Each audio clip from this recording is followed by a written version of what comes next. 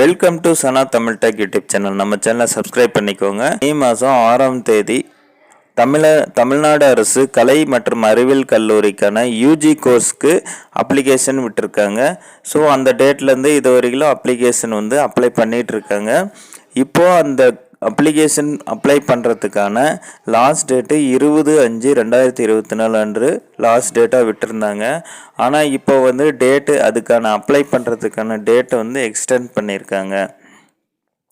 So Tamil Nadu அரசு கலை மற்றும் அறிவியல் கல்லூரிக்கான யூஜி கோர்ஸை நீங்கள் ஆன்லைன்லேயே விண்ணப்பிச்சிக்கலாம். ஸோ அதுக்கான டேட்டை எக்ஸ்டெண்ட் பண்ணியிருக்காங்க.